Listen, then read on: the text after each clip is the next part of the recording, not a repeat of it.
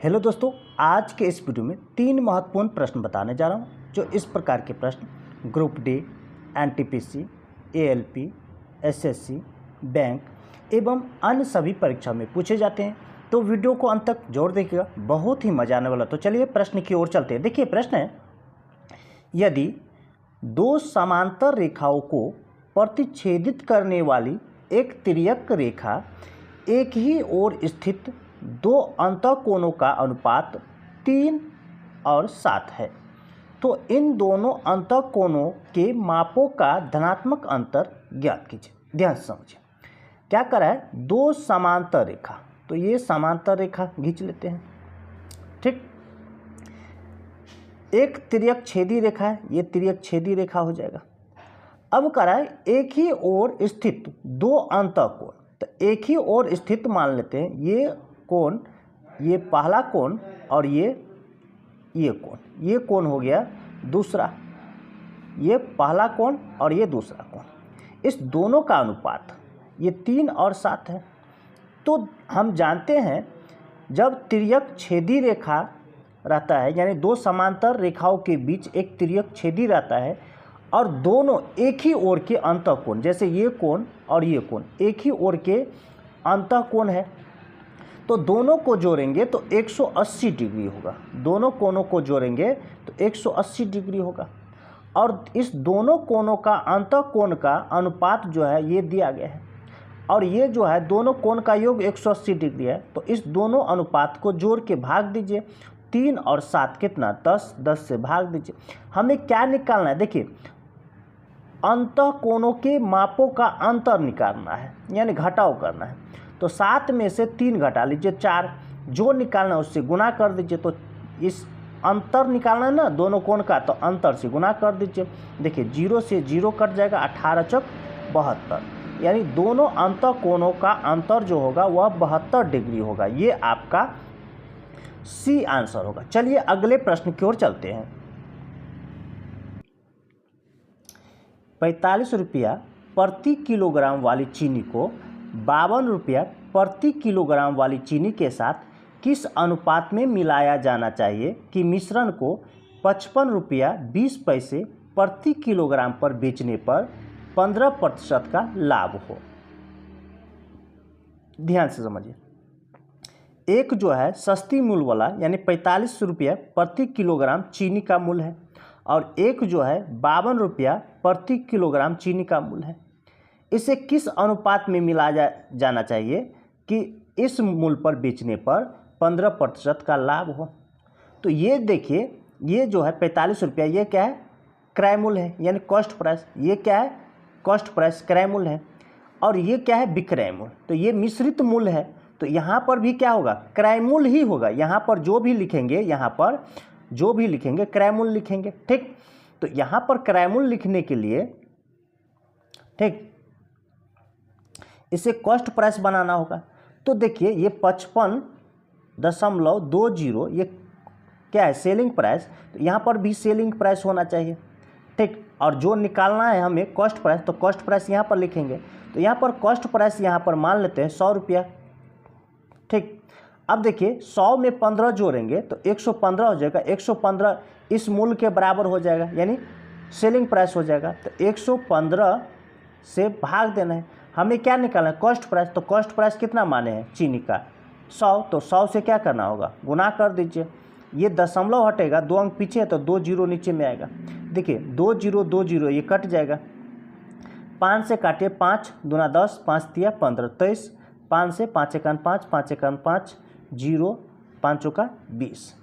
23 से भाग देंगे तो देखिए 23 चौका 92 होता है। ठीक, 23 चौका 92, यानी 104 है तो 92, और ये हो जाएगा 8, ये हो जाएगा 1 4, 184 से तो 23 अट्ठे कट जाएगा, यानी 48 हो जाएगा इसका कॉस्ट प्राइस, यानी मिश्रित कॉस्ट प्राइस कितना, 48 रुपया हो जाएगा। अब इसे ऐसे कीजिए। अब देखिए 52 में से 48 घटाएंगे तो कितना, 4। 48 में से 45 घटाएंगे तो कितना, 3। यही आपका आंसर होगा, 4 और 3 का। देखिए 4 और 3 का ये आपका सी आंसर होगा। चलिए अगले प्रश्न की ओर चलते हैं। कृष्णा के पास 1/4, 1/2, 1/2 के अनुपात में 1 रुपया 50 पैसा और 25 पैसे के कुछ सिक्के हैं। यदि 25 पैसे के सिक्कों की संख्या 100 है तो कृष्णा के पास कुल राशि कितनी है? ध्यान से समझें। यहाँ पर 1 रुपया 50 पैसा और 25 पैसा, ठीक। सिक्का कह रहा है, सिक्के की संख्या, तो यहाँ पर देखिए ये जो है भिन्न के रूप में, इसे सरल कीजिए। तो यहाँ पर 4, 2, नीचे में हर देखिए 2 है, 2 है, इस सभी का लघुत्तम करेंगे तो 4 आएगा। इस 4 से क्या करना है, प्रत्येक को गुना कर दीजिए। यहाँ पर सिक्के की संख्या हो जाएगा, देखिए 1/4 को 4 से गुना करेंगे तो 1, यहाँ पर हो जाएगा 2, यहाँ पर 2। अब देखिए यहाँ पर 25 पैसे की सिक्का 2 है, 50 पैसे की सिक्का 2 है और 1 रुपये की सिक्का 1 है। यहाँ पर 25 पैसे की सिक्का दिया गया है प्रश्न में 100, तो 25 पैसे की सिक्का यहाँ पर देखिए 25 पैसे की सिक्का कितना है, 100। तो यहाँ पर अनुपात में नीचे में भी 25 पैसे का सिक्का, तो यहाँ पर देखिए क्या आया है, यहाँ पर 2, तो 2 से क्या करना है, भाग देना है। हमें क्या निकालना है, प्रत्येक सिक्के की संख्या निकालना है, प्रत्येक सिक्के की संख्या। तो हम यहाँ पर क्या करेंगे, 1 से अभी गुना कर देंगे। क्या करेंगे, 1 से। तो देखिए 2 से ये कट जाएगा 50, 50 गुने 1 मतलब 50। अब प्रत्येक को, इस प्रत्येक को 50 से गुना करेंगे तो यहाँ पर देखिए, यहाँ पर 50 दूना ये 100 सिक्का हो जाएगा, ये भी 100 सिक्का हो जाएगा, 2 से गुना करेंगे, और ये 50 सिक्का। अब देखिए ये 1 रुपया वाला सिक्का 50 सिक्का है, तो इस दोनों को गुना करेंगे, इस दोनों को गुना करेंगे तो ये मूल्य हो जाएगा। क्या हो जाएगा, मूल्य, यानी राशि हो जाएगा। तो 50 रुपया, 1 रुपया का सिक्का 50 है तो 50 रुपया हो जाएगा, इस दोनों को गुना करेंगे तो देखिए 50 पैसे वाला सिक्का 100 है, तो अगर इसे हम रुपया में बदलेंगे तो ये ऐसे हम बदलेंगे, ठीक है।